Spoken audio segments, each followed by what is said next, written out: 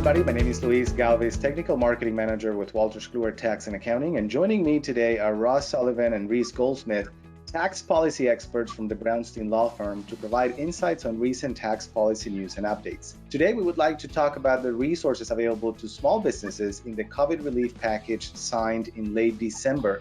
So Ross, first of all, is this the largest single provision of the legislation in terms of cost? Yes, Luis. This is the marquee provision, and Congress allocated $284 billion to provide these loans to small businesses in this legislation. Okay, and so I understand that some have reported that this program will be just like the PPP program in 2020. What are the differences and who will qualify? So there are a few differences, but it's structured very similarly to the first round of loans, in that businesses will go to their banks to apply for the loans, and the federal government will guarantee the loan so that the bank is really not at risk.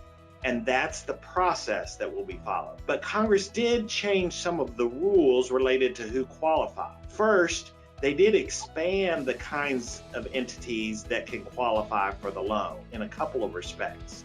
One is the 501c6 organization, which are business associations, will qualify. Certain news organizations now qualify, and housing cooperatives qualify. But Congress did put a couple of limitations on the second round of loans. They limited the maximum loan to $2 million rather than $10 million in the first round.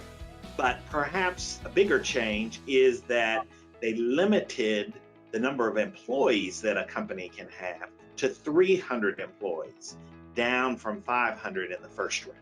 Russ, I would also note that businesses will now be required to show a 25% revenue loss in order to be eligible for a second round loan. For these second round loans, they'll also calculate their loan amount at the 2.5 times payroll costs that they did in the initial loans, except for restaurants and hotels, as well as other food services and accommodation industries, will also enjoy an additional benefit of 3.5 times monthly payroll as their loan calculation. Additionally, in order to qualify for the second round loans, businesses will have needed to spend their first round of PPP loan funds as well. Thanks, Reese. So we know businesses were pushing for more flexibility in how the loan proceeds can be spent.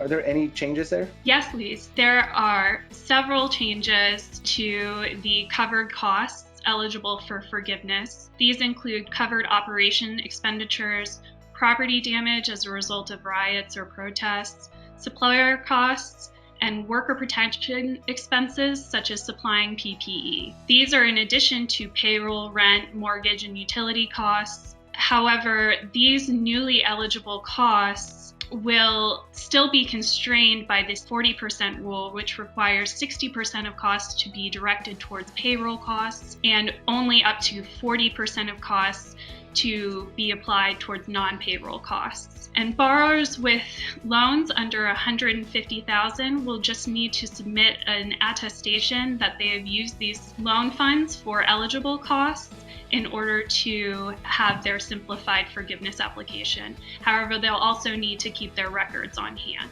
Right, thanks, Reese. And so, Ross, now to the tax question. Did Congress resolve the issue of deductibility of the expenditures made with the loan proceeds? Finally, they did, Luis, and they did it pro-taxpayer. In other words, Congress clarified that the expenditures that companies made with the loan proceeds are deductible as long as they're regular deductible expenses. They struggled with this for 8 or 9 months. The IRS wanted to say they were not.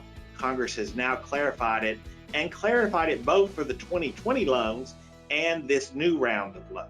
Okay, and so Ross, I heard that there are more good news if businesses qualify for the employee retention tax credit. Yes, this is great news for small businesses, Louise.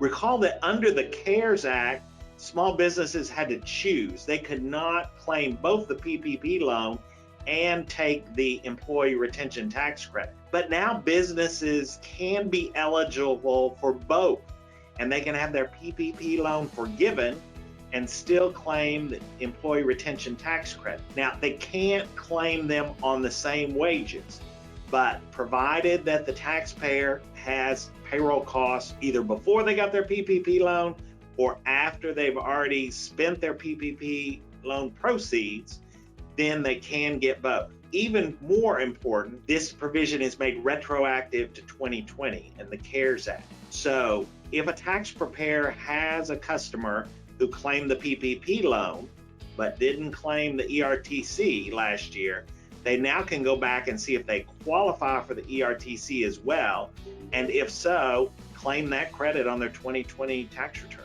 Sounds great, Russ. And finally, Reese, is there anything else for small businesses in the package? Yes. Congress recapitalized the Economic Injury Disaster Loan Program, including the EIDL Grant Program with $20 billion. These grants are going to be targeted to make whole those individuals who received EIDL advance grants in the first iteration of the program.